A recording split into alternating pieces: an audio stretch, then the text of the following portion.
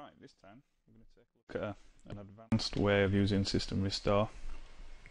And this way of using System Restore is useful if you can't boot into Windows. If your Windows won't start, obviously you can't use the System Restore, it's on the desktop.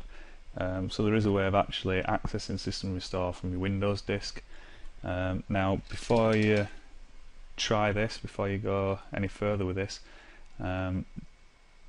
you've got to be careful when running anything off the disk. One wrong selection on this procedure and you could lose pretty much everything.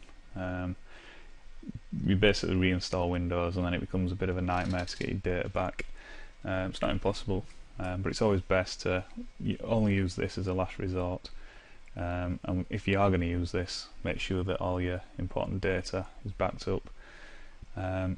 Now, because we want to boot from the disk, most PCs are set up in BIOS to access the hard drive first, and in this case we actually want the CD-ROM, DVD-ROM to be the first in the boot priority. So what I'm going to do now is I'm going to reboot this PC and I'm going to show you how to access BIOS. Okay, as the PC starts, we're prompted to hit F2 to enter setup, which we've done here.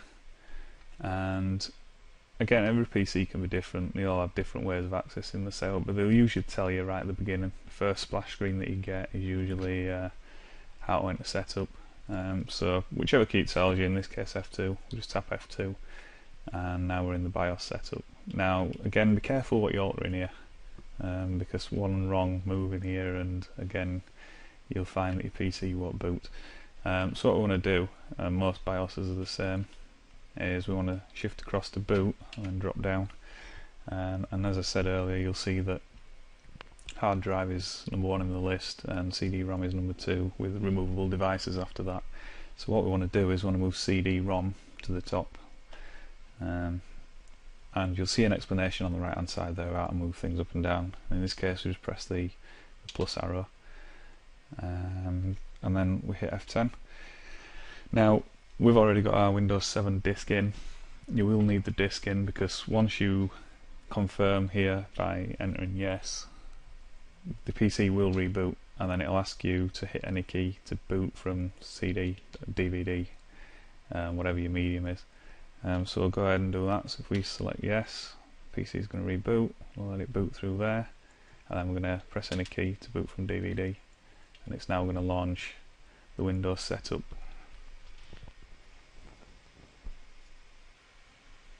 Okay, once we've loaded the Windows files and we've gone through the starting Windows splash screen, we'll be prompted to enter language in current time format. So I'm English UK, so we'll hit that, pick whichever country you're in and click next. Okay, this is where we've got to be careful. What we don't want to be doing is installing. And you'll see down here in the bottom left that we have an option to repair your computer. So if we left click on that, this is now going to search the hard drives in this computer and it will then detect which operating system we're running. Okay, once it's done that, it's found our Windows 7 install on local drive C. We're going to highlight Windows 7 and click next. And this is going to take us into the system recovery options. And again, just be wary of what you're actually selecting here. The one we're looking at is System Restore, but I will go into these in a later video or two. There's some pretty good stuff in here. So what we want to be doing is clicking on System Restore, and now it's going to scan. Now if you've used Windows System Restore from the desktop, that'll be pretty familiar to you. It now just goes into the same dialog boxes as the desktop version would. So we click next and you'll see here that we've got a restore point that I created earlier on, and again you can show more restore points and you can also scan for affected programs. So now what I'm going to do is I'm going to highlight that and click next. That's the restore point I want, and again, just as on the desktop, it's going to ask us to confirm, and we'll click finish, and then it's again another warning, once started system restore cannot be interrupted, and we'll click yes again. Now what's going to happen now is it's going to roll the system back to the restore point we've just selected and then reboot the PC. Now when the PC does reboot, it's important that you don't press any key when it asks you whether you want to boot from DVD. What you want to do is leave it and it'll boot from the hard drive, because it'll basically go through the list. If nobody presses any key to boot from DVD, it'll drop down to the next one, which is our hard drive, and that's what we want to be booting off.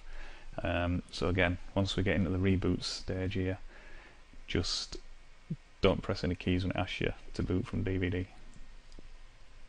Okay, now it's finished the restore. It's going to tell us that it was completed successfully, and we're going to restart.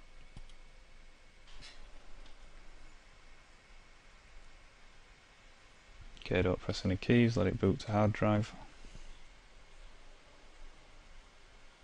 Okay, now that the PC's rebooted, we've got the system restore completed successfully dialog box up, and we just click close, and we've now rolled back to that early restore point, and hopefully your PC will now boot. If not, obviously try later restore points until you can get it to boot.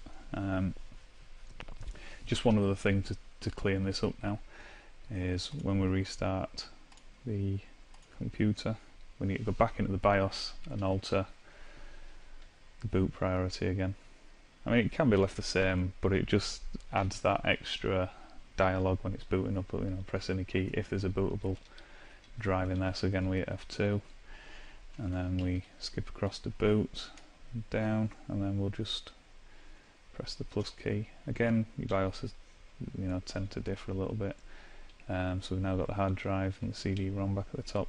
It'll only prompt you to press any key if there is a bootable disk in there, such as your Windows install or anything like that. So you can leave it and take the disk out or put it back. This is just a way of showing you how to set it back. Press F10 and hit yes. And that's how to do a system restore from the Windows disk.